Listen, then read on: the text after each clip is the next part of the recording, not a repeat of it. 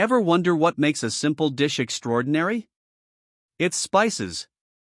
Whether you're cooking up a quick weeknight dinner or experimenting with new flavors, spices are the key to unlocking bold, delicious dishes. But how do you use them the right way? That's exactly what I'm going to show you today. By the end of this video, you'll be using spices like a pro. Spices are the secret weapons of every chef, but it's not just about throwing in a random pinch of something and hoping for the best.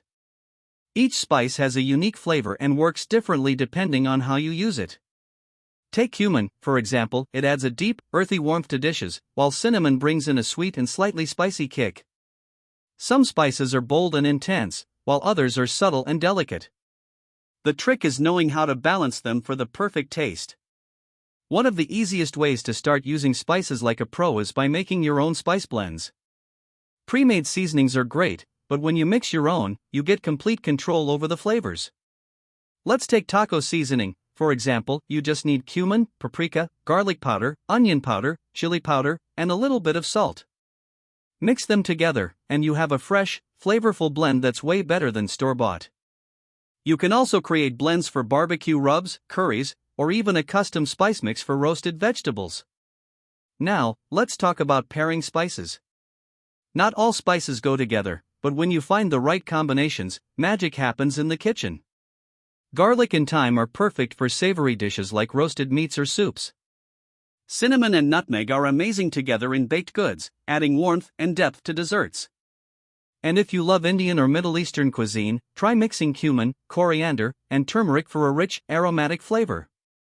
But how much spice should you use? That's one of the most common questions I get. Here's a simple rule: start small. You can always add more, but you can't take it out. Some spices, like cayenne pepper or cloves, are super strong, so a little goes a long way. Others, like basil or oregano, are more forgiving and can be used more generously. The best way to get it right is to taste as you go and adjust based on your preference. Another important factor is when to add your spices. This can completely change the way your dish tastes. If you add spices at the beginning of cooking, especially to oil or butter, they'll develop a deep, rich flavor. This works great for stews, soups, and sauces. But if you're using delicate herbs like basil or parsley, it's best to add them at the very end to keep their fresh flavor intact.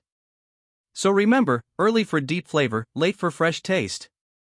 Now, let's talk about something that often gets overlooked: how to store your spices. If you want them to last longer and keep their full flavor, store them in a cool, dry place away from sunlight and heat. That means keeping them away from your stove. And here's a quick test. If you grab a spice and it barely has any smell left, it's time to replace it. Most ground spices stay fresh for about 6 months to a year, while whole spices can last a bit longer. Okay, time for some spice myth busting. A lot of people think that you should always add spices at the beginning of cooking, but that's not true. Some spices, like black pepper and fresh herbs, actually lose their flavor when cooked too long. Another common myth is that salt is a spice. It's not. Salt is a mineral, and while it enhances flavor, it doesn't add new flavors like spices do. Now, before we wrap up, let me give you a couple of pro tips. If you want to take your rice to the next level, try adding a pinch of saffron while it cooks. It gives a beautiful color and a luxurious flavor. And don't be afraid to toast your spices before using them. Just a quick toast in a dry pan will release their natural oils and make them more fragrant.